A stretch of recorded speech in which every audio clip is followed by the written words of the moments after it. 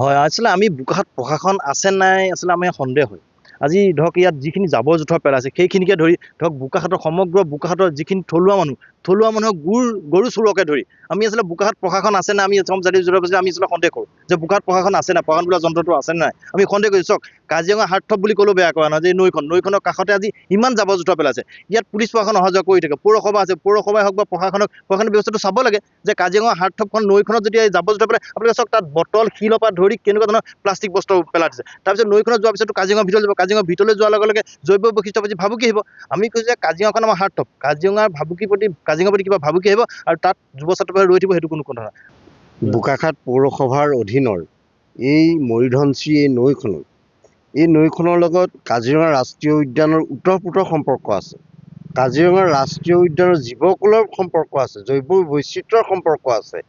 এনে সম্পৰ্ক থকা বিষয়ৰ ওপৰত বোকাখাত পৌৰসভাৰ এলেকাৰ এনেধৰণৰ কাৰ্য যিধৰণে ইয়াত জাবৰ জোঁথৰ পেলাই ইয়াত অনিষ্ট কৰিছে, এই বিষয়টো আমি অসম জাতীয়তাবাদী যুৱ ছাত্ৰ পৰিষদে খুব ধিক্কাৰ জনাইছোঁ। আৰু এই ক্ষণত যিসকল ব্যক্তিয়ে এনে কাৰ্য কৰিছে তেখেতলোকক আমি পোনপ্ৰথমে গৰিহণা জনাইছোঁ।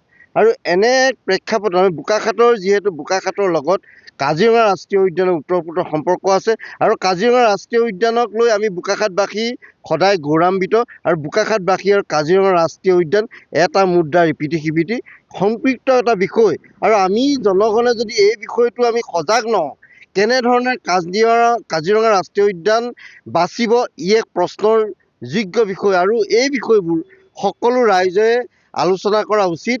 সমালোচনামূলকভাৱে এই বিষয়বোৰ আগবঢ়াই নি সমালোচনা কৰি যাতে ভাল এটা সুস্থিৰ সিদ্ধান্ত ল'ব পাৰি।